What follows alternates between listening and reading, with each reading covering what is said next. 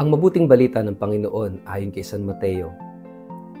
Nang makita ni Jesus ang napakaraming tao, umakyat siya sa bundok. Pagkaupo niya, lumapit ang kanyang mga alagad at siya'y nagsimulang magturo sa kanila. Pinagpala ang mga taong walang inaasahan kundi ang Diyos, sapagkat kabilang sila sa kaharian ng langit. Pinagpala ang mga nagdadalamhati, sapagkat aaliwin sila ng Diyos. Pinagpala ang mga mapagkumbaba, sapagkat mamanahin nila ang daigdig. Pinagpala ang mga may matinding hangarin na sumunod sa kalooban ng Diyos, sapagkat sila'y bibigyang kasiyahan ng Diyos. Pinagpala ang mga mahabagin, sapagkat kahahabagan sila ng Diyos. Pinagpala ang mga may malinis na puso, sapagkat makikita nila ang Diyos. Pinagpala ang mga gumagawa ng paraan para sa kapayapaan, sapagkat sila'y ituturing ng mga anak ng Diyos. Pinagpala ang mga inuusig ng dahil sa kanilang pagsunod sa kalooban ng Diyos, sapagkat kabilang sila sa kaharian ng langit. Pinagpala ang mga nilalait at inuusig ng mga tao at pinaparatangan ng lahat ng uri ng kasamaan na pawang kasinungalingan ng dahil sa akin. Magsaya kayo at magalak sapagkat malaki ang inyong gantimpala sa langit. Alalahanin ninyong inusig din ang mga propetang nauna sa inyo. Ang mabuting balita ng Panginoon. Word of the day, hear what God has to say. Mapagpalang araw po sa inyong lahat. Kumusta po kayo? Ang ating word of the day ay kabanalan. Sa kapistahan ng lahat ng mga banal, binabalikan natin ang pundasyon ng ating pananampalataya, ang paanyaya ng Diyos sa lahat tungo sa kabanalan. At sa Ebanghelyo ngayong araw, ang Panginoong Jesus ay umakyat sa bundok at ipinahayag ang tinatawag nating Beatitudes, ang 8 mapapalad, na parang mapa sa kung paanong nararapat mabuhay ang isang Kristiyano. Hindi ito listahan ng mga tagumpay o mga gantimpala ng mundo. Sa halip, ito ay panawagan na tahakin ang kakaibang daan ng Diyos. Kaya't ang salita natin ngayon, ang isang salita na siyang buod ng Ebanghelyo sa kapistahang ito ay holiness, kabanalan. Sa ating pag-unawa, ang kabanalan ay kadalasang iniuugnay sa mga taong nasa altar, mga may gloryang kwento ng pagpapakasakit, mga taong hindi natin kayang tapatan sa pamumuhay. Ngunit ang tunay na kabanalan ayon kay Jesus ay hindi maringal. Hindi ito malayo sa atin. Ang kabanalan ay nasa puso ng taong mapagpakumbaba, sa taong umiiyak ngunit nananalig pa rin, sa taong maamo, sa taong nagugutom sa katarungan, sa taong marunong maawa, sa pusong malinis, sa mga taga-pamayapa, sa mga inuusig dahil sa pananampalataya. Ibig sabihin, ang kabanalan ay hindi lang para sa mga kilalang santo. Ito'y paanyaya para sa ating lahat. Mga ordinaryong taong gustong mabuhay ng may kahulugan, kahit sa gitna ng maraming hirap. Sa panahon ngayon, tila nakakalimutan ng mundo ang kabanalan. Mas binibigyang halaga ang sikat kaysa sa banal.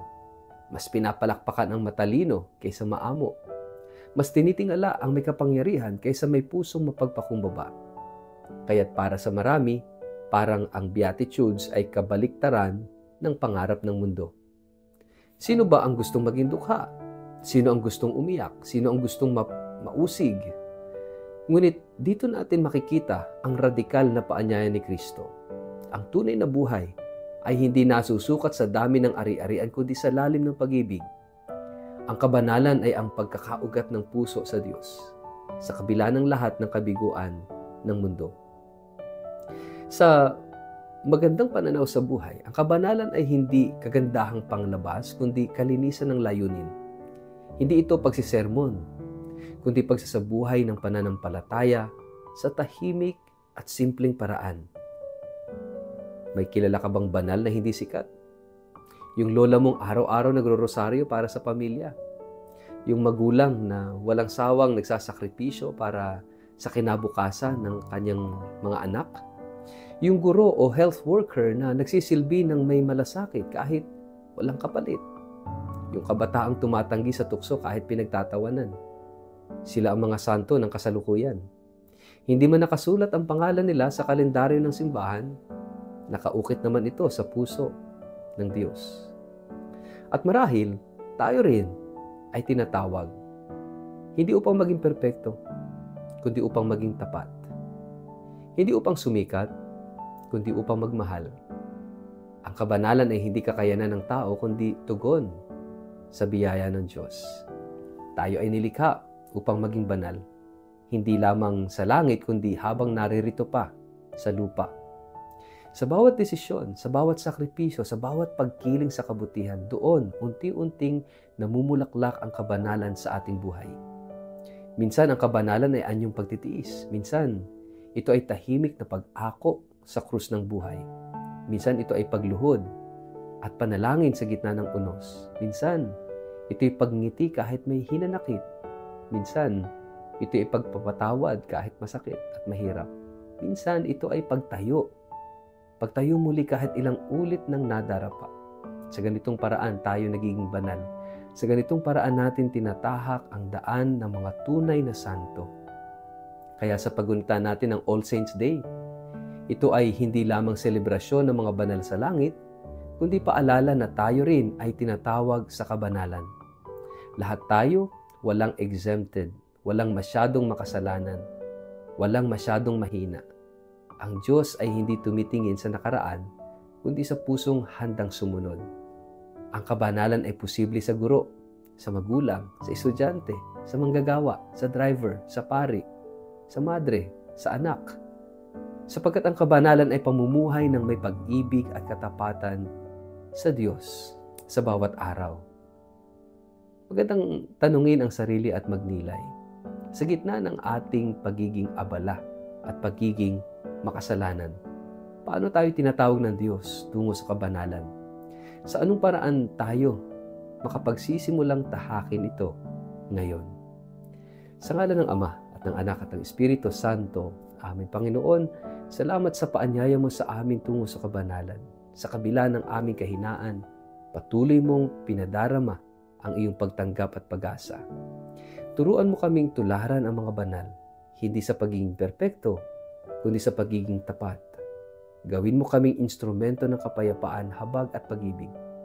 Naway maging araw-araw kaming o naming hangarin ang maging tulad mo. May pusong bukas sa hirap ng iba at may pananalig sa gitna ng lahat. Amen. Pagpalain po kayo at ingatan ng makapangyarihang Diyos, Ama at Anak at Espiritu Santo. Amen.